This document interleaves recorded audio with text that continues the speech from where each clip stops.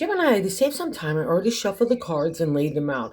I'm using a Celtic 10 card spread that allows me to look at past, present, and future influences for the week. And as always, I'll be teaching the tarot through each card. So you not only receive your message, but I know so many of you dig tarot and you want to build that relationship deeper rather. And that's what this channel is all about. Okay, so Gemini, there have been dueling factions of the two twins for a long time now.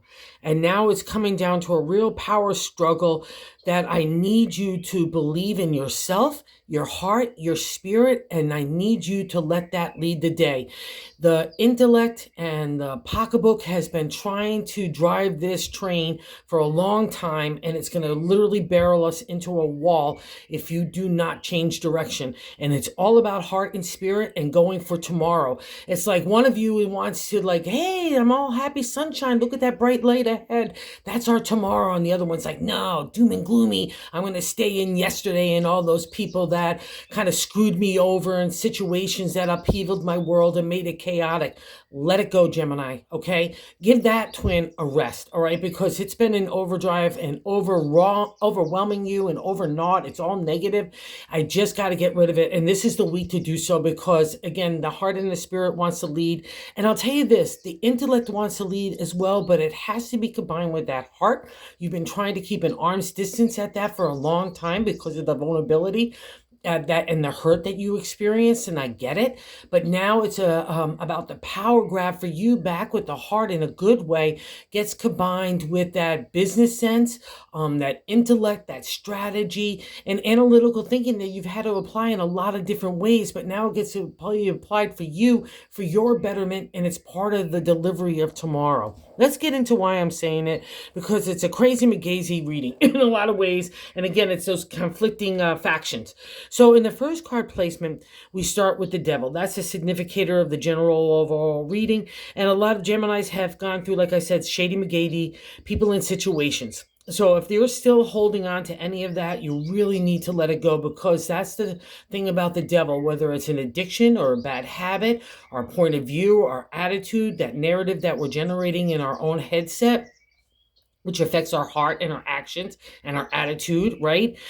It just, you got to let it go, because it's like bounding you in. It's chained to you to something that you no longer have to serve or deserve, really. That's the thing about the devil. In the exalted state, it's recognizing those places that we're chained to, right? And it's ironic because the people at the devil's feet are not chained at all. We only think we're chained. We're blocking that. We're locking ourselves in that same jail cell, right? Okay.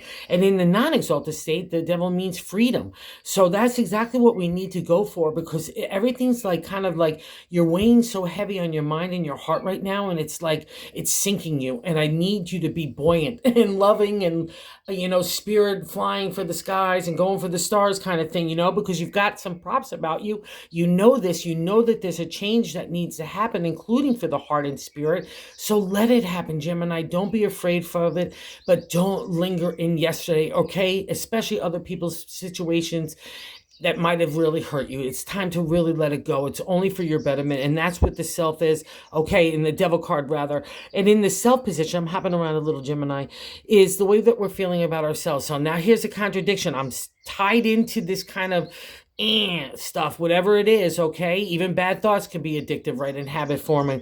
But the Eight of Cups and the way that we're feeling about ourselves is we want the refresh, rejuvenation, the restart in the area of the heart. And the thing about it's a little scary. You don't know exactly where you're going, but that's part of the journey. Remember when you were a young Gemini, you just ran at it. So kind of grab that enthusiasm, excitement. Don't be weighed down by the trials and tribulations that you've been through, because I guarantee in a little time from now, you'll start to look at it and say how it made you grow, how you knew you need to get rid of those kinds of people and situations because they didn't fit your character, your integrity, and how movement was really for, again, it's in divine order, all right? And so that's a reflection of the 8. You're coming out of that shadowland. It's all your cups are in a row. It sometimes can be rushy and feely, like we got to move everything now. But okay, I'm saying take a steady pace, clear out the debris of the past, get rid of it finally, just lock it away in a garage or give it over to God, shoot it out into space. You know what I mean? Give it to the universe so you don't carry it anymore, because it's just, again, it's like weights on a diver. It's just holding you in the bottom, and I need you to rise up. All right. And what's so funky McGunky here is another reflection of this. The way that the crossing card in the second card position, it's like what's not allowing the devil to kind of get into that sense of freedom, breaking those chains of our own boundness, right? Okay, not even caring what other people think or otherwise, too. That's that sense of freedom, too. Okay, it's not the devil at all. It's to remind us that we're buying into that kind of negativity, right? Because life lessons happen all the time, and they're hard sometimes, and I get it, but that's all, again, life lessons are hard sometimes, and you've got props about you is what the second card is saying to you, even if it's in the crossing card, the Three of Wands, or maybe you're feeling like you're not getting enough accomplishment and you can't get out of your chains. That's just crazy. Or that you feel like other people, because we're going to see the Emperor in the sixth card of the present, which could also in the non-exalted state represent bullyish, and people that are being aggressive or have your way with you, even in business too.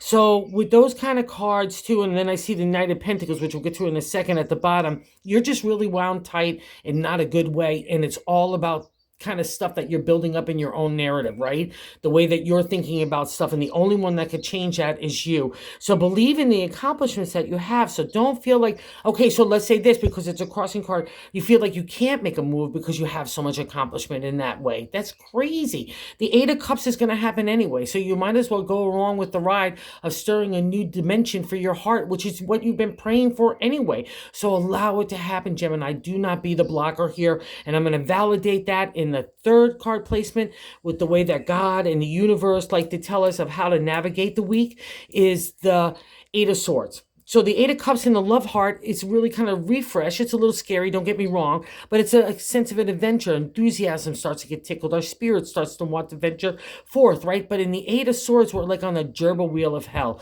We're not refreshed. We're not restarting. We're not doing anything. And we're buying into the negativity of the past, the things that helped shape our character, our integrity, ethics. That's to the ancient tarot. What the swords are about, it's the thoughts. So the only one that can control those thoughts and get yourself off that wheel is you. So every time you start to catch yourself like that, you've got to be disciplined and focused to remove that negativity, especially other people's dialogue in your heart and head. And there's God and justice standing behind you. So because it's standing on top of the devil, I do not want you to get wrapped up in revenge or like wishing someone ill or thinking that you're not enough in the eyes of other people. Get over it. Do movement forward. Okay, I can't strive this enough with this reading, okay? Because that's God's signal, like you're the only one that's drinking the poison now. Everyone else has moved on. Those kind of people move on. They don't care. That's why they're shady. So it's like, that's why they're mean. That's why they're emotionally and spiritually immature, but you're not. God tempered you in a way to be of service, not only to others, but to yourself right now, most importantly. And here's the kicker in all the reading. We haven't even really gotten into more than 4 cards here in the fourth card placement. So I got the Tangle up here. I've got all this stuff of the devil. I don't believe in myself here, or I'm comparing myself to others. And the King of Pentacles in the fourth card position, which is, I like to say, the gut in the base of the matter of the reading, what your gut feeling is. The King of Pentacles has no purpose other than to remind us that we're being cheap. We're being stingy with our emotions, our output of our love, our thoughts, our attitude, and our pocketbook. Okay, so this guy is going to hold you up completely. He wants to hold you up. He's trying to make you recognize that that's not the way to do work or your love or your family, your relationship, just the outer world. He's cheesy McGeezy, and that I need you really to pluck him off your shoulder and then untangle this mess, okay, and believe in yourself. And it's so funny, McGunny, because in the fifth card placement, we've got the Eight of Pentacles. So the fifth card placement is what's leaving your life right now. And the Eight is another refresh, rejuvenation. And this is really a nice way as well, too, sitting so nice to the Eight of Cups. See all those props of the coins at his feet? He's a craftsman. It means that you could create anything that you want to do in the material world. If you want to change family dynamics or relationship or your work or your community, your own body, the way that you approach life, your health, all that, that's the Eight of Pentacles saying, let's do it. Okay, because the refresh rejuvenation starts within you. I need to untangle everything. And you were buying into and you were really digging it. And then we hit this guy, which I love in the exalted state in the 6th card position, because it would be a reflection that you're making those moves and maybe you're getting a little insecure and doubtful.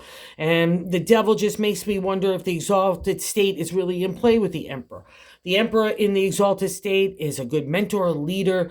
He's business, contracts, law in all favor. He's the ruler. People look to him for leadership, and he's fair and just. He's got the world in one hand. He's accomplished some stuff. He understands the dynamic of people and situations and how to do and materialize things in the material world. He's like a lightning bolt of inspiration. He controls that kind of energy in his hands. He doesn't let it get the better of him or out of control. He comes to fair and just judgment. And that's you, Gemini, in one of your twins. Okay, I'll say right now, because the other one I think is giving honor to the King of Pentacles and all this other mess. In the non-exalted state, and this might be the trigger for the devil, right?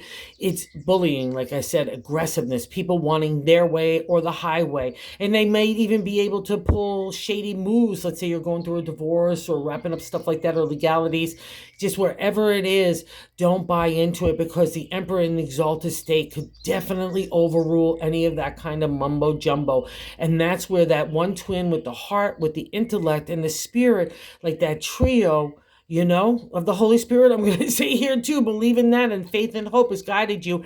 Be a good egg. Do not buy into like taking A to C without doing B, all right? And if you have to deal with business dealings in any way, shape, or form, just know he's such a favorable guy, because he could come to those judgments that are fair and just, along with heart and intellect. He's the exalted state in the major arcana cards. He's a life lesson for you. So tune into him, whatever way that's a reflection, okay? And in the 7th card, like I said, the way that you're feeling about yourself, you want that new stirring in the heart, so take it. Gemini, what do you have to lose? Just go figure it out. You could do this. I know this.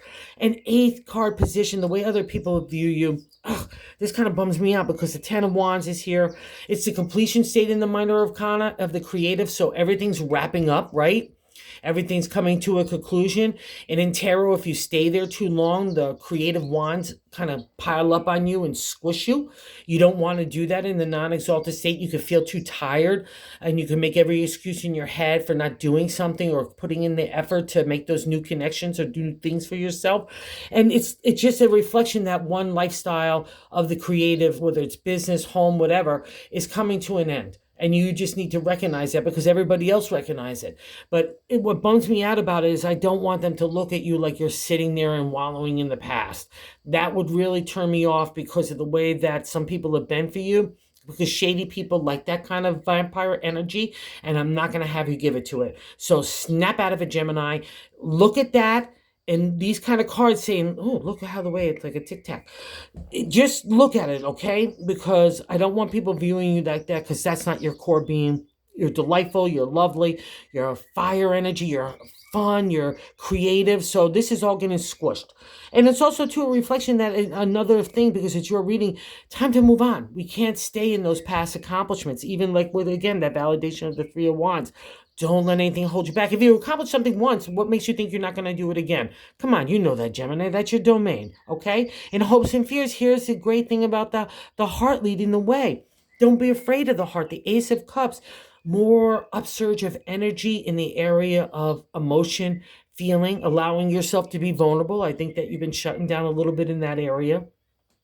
Allowing your feelings to flow and emotions to flow in a good way. Okay, feelings is one thing, but emotions is another thing, especially because we have the devil and the emperor here. Like the emperor, like I always think in business, there's no place for emotion. It's just practicality and facts and procedures and process and so on. But when emotions get inside stuff, especially for a Gemini, it can really be upsetting and upset the apple cart. But in this way of the Ace of Cups, it's upsetting in a good way. So don't be afraid of it. You're coming out of those kind of waters right now of that emotional and spiritual enlightenment, where God has tempered you to be the mature being that you are now. And if you were to look back and step back a little bit and say how much you've changed over the last couple of years. And yeah, it took you to your knees in certain parts, don't get me wrong, but you stood up and you brushed yourself off and you're starting to move forward. So believe in that inner self-esteem, that self-love, that self-confidence. You earned it. You can't get it any other way. It's not going to come with the beautiful, happy stuff. It's going to come with the tough stuff that brings you to your knees and brings you to that dialogue with God, right? That's that hope and faith getting tempered in such a way that you let go, let God, and now God's got a reward for you. So part of it is the first stirring of your heart. So open that door, Gemini, to both your hearts and let them in, okay? And then we meet this gal. So I got all that good vibe going on. And the 10th outcome card is the Queen of Swords. Again, she's great like the Emperor in the exalted state. She's great for legalities, contracts, all those kinds of things, business, all good favor where we need a distance of emotion, right? We don't want to have emotion in business. Like I said, it just has no place. It just scatters us. So like we want to just deal with the facts, Jack, right? And that's the Queen. She could do that. She cuts away the BS. She can get to the very core of the truth. She wants to balance that out. But in my decks, you see her, in a reflection, a lot of decks, you see her pouring the jug of emotion out, okay? And again, that's great for the exalted state where we need that emotional distance, or if you need to strategize against the Emperor or people that's still maybe plucking your nerve in the devil sense, it gives you that levity to come above it and look at it from like 100,000 viewpoint to say, this is the way that I need to move, like a chessboard, okay? She gives you that kind of analytical insight. But when she's in the non-exalted state, we're asking ourselves for the ideal of perfection. We're taking that sword, we're aiming it at our heart and our head. We're just undermining ourselves with a negative narrative all the time. We're saying this and that we're not good enough here. We weren't good enough there. We should have done that. We even maybe in the devil sense, I should have said this to somebody else. Let all that go. Because again, the only one that's drinking that poison right now is you, Gemini. And we need to embrace and love and nurture ourselves right now, because that's where that spark of heart is coming in. And God's trying to get in there. So I really need you to remove just a lot of this mental debris. That's really what it comes down to. Believe in that hope and faith, because again, God's got to be reward. He didn't just mess with you to say, haha, Gemini, I'm going to mess with you. God in the universe messed with you to change you, and now wants to start to lead the pathway to your new rewards. And I'm sticking with it. In the bonus card, we have the Ace of Pentacles, just like the Ace of Cups in the area of the heart. This is the material, making things materialize in home, family, relationship, career, our own selves, the money. That falls under the domain of Pentacles too. Again, it's coming out of the water, that time of emotional, spiritual insight that God had to test us, to temper us, so that we can take this next journey confidently and believe in the karmic reward that you're getting. I know it's been roughy McGuffy, Gemini, but again, let's get our head straight this week. That's all we need to do. Get that loving, nurturing energy into ourselves. Forget all the other stuff. And just like, that's where the clarity is going to come that you need to maneuver next, okay? All right, have a good week. It's a good one. It's all in your capable thoughts, okay? Really, the only one that controls it is you. So have a good one. Thanks for visiting the channel. If you're so inclined to subscribe or like, that would be amazing. Everyone's been so cool, and we've been reaching other kindred spirits, which is just awesome to do for the tarot. Thanks so much, you guys.